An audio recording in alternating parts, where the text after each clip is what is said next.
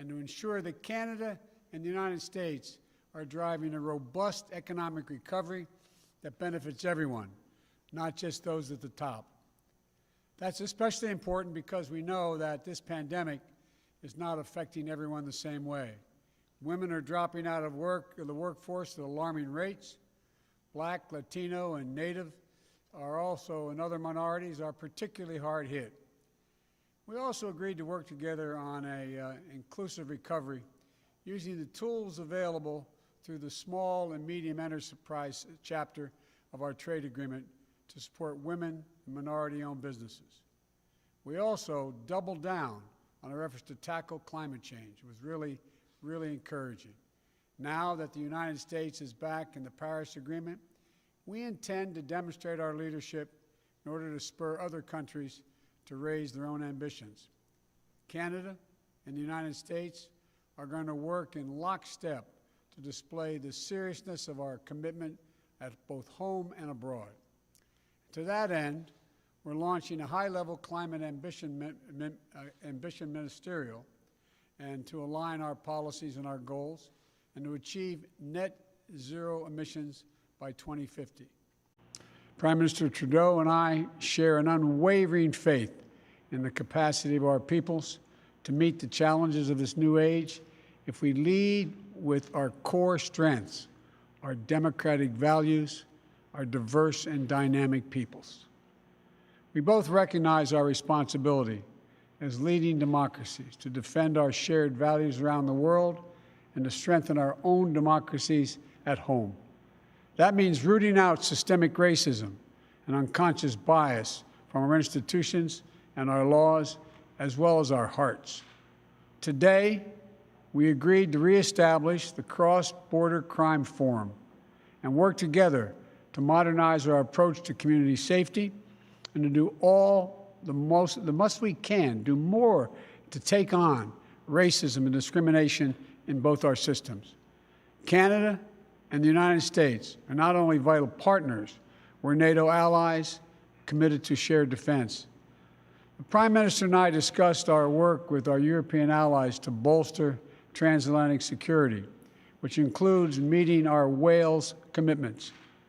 We also agreed to modernize the North American Aerospace Defense Command, NORAD, which is still the only binational military command of its kind.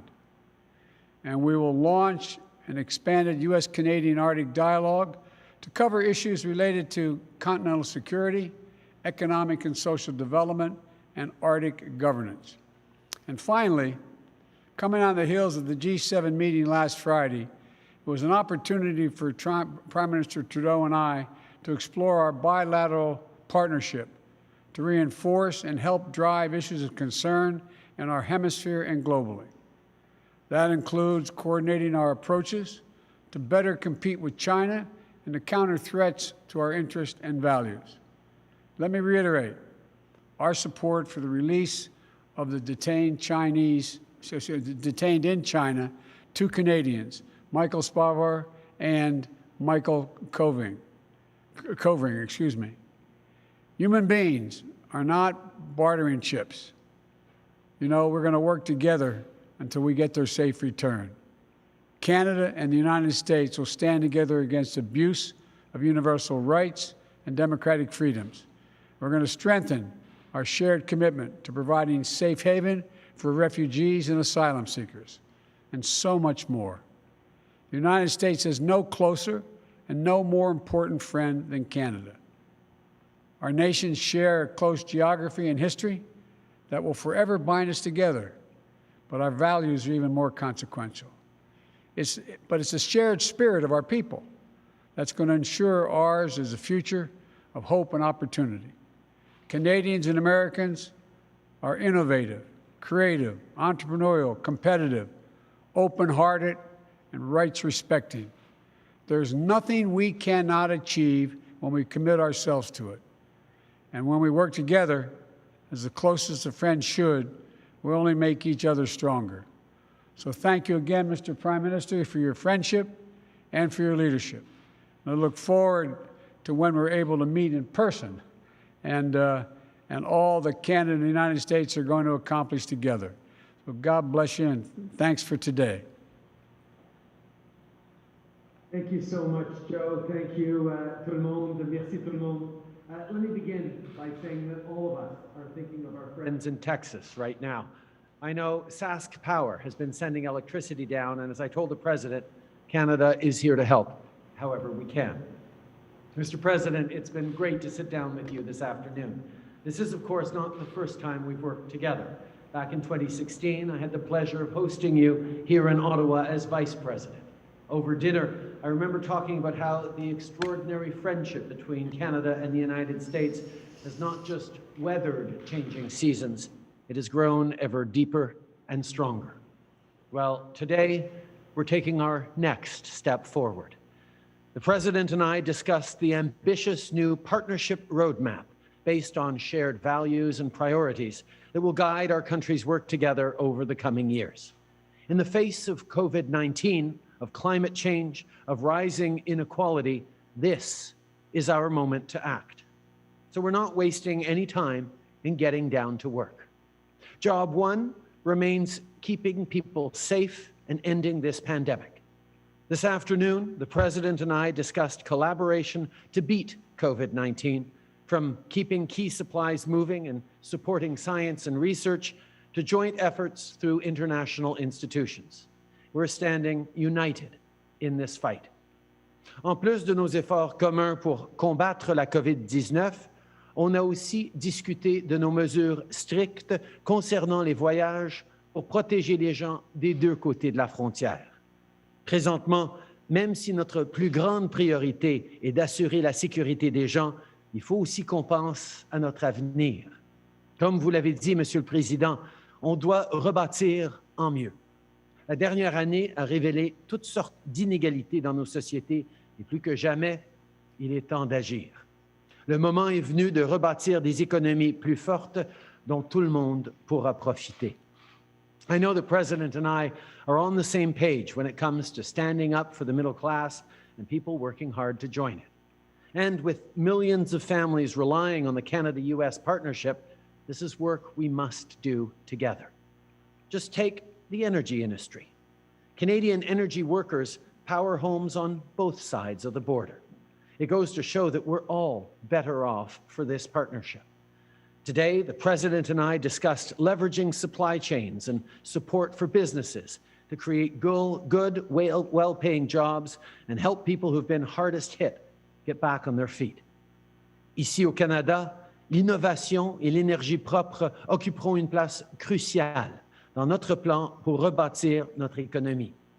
Le Président et moi avons discuté de l'importance d'une croissance propre afin de créer de nouvelles opportunités pour les Canadiens et les Américains et aussi pour protéger l'environnement et lutter contre les changements climatiques.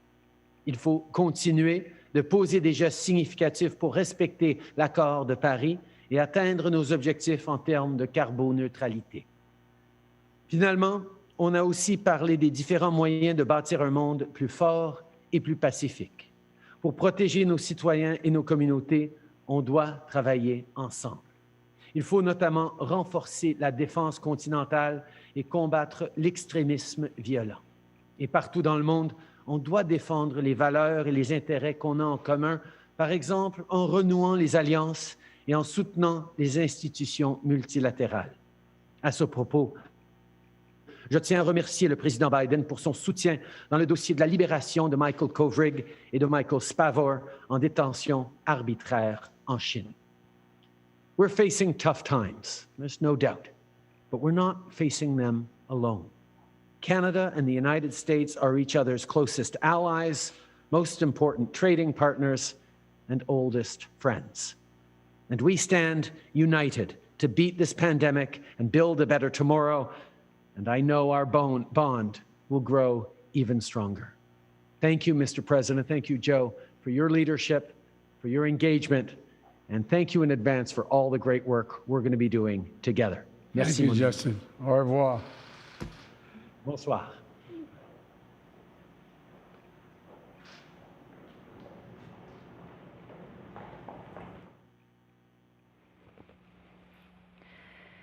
You've been watching President Biden speaking with Canadian Prime Minister Justin Trudeau virtually after his first bilateral meeting since taking office last month.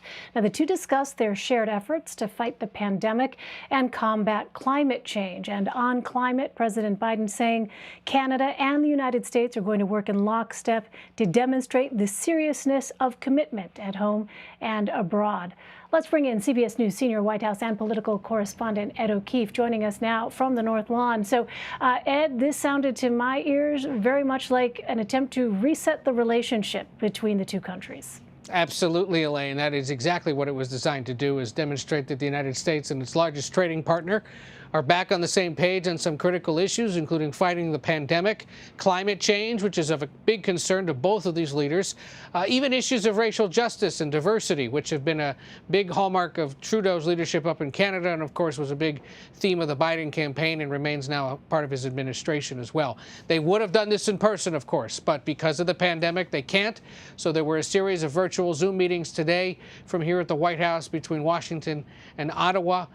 Different members of the Biden administration meeting with Canadian officials, their counterparts, as they might say in diplomatic language, to talk about these wide-ranging issues, as well as national security concerns as well. You heard the president there mention the fact that these two countries are strong NATO allies.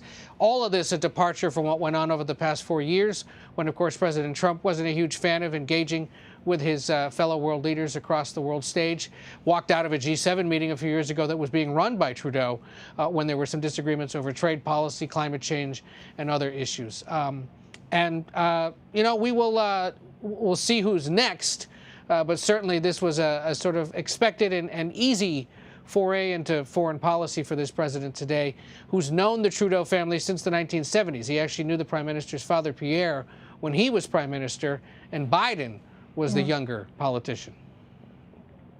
And so, Ed, is that really what sort of is behind the choice of Canada for President Biden's first bilateral meeting, this sense of familiarity? Well, that and the fact that usually Canada goes first, just by virtue of the fact that they're right next door.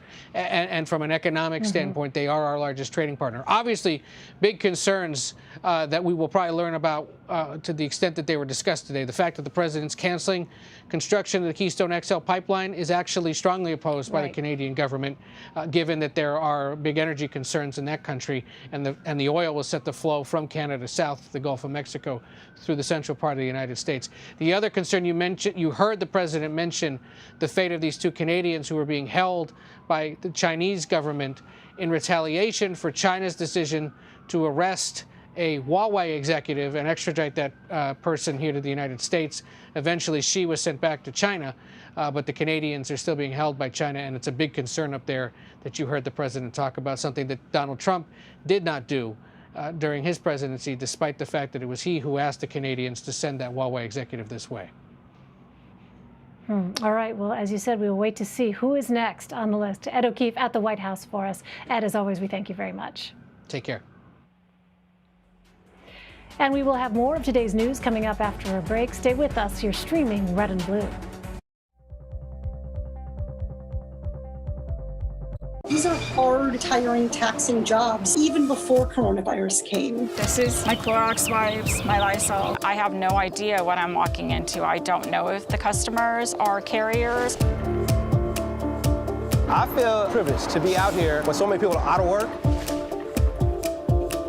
Did you ever think that you would find yourselves at the front line? We have the opportunity to bring something valuable to the community, and that feels good. We have to be willing to change policy on a permanent basis.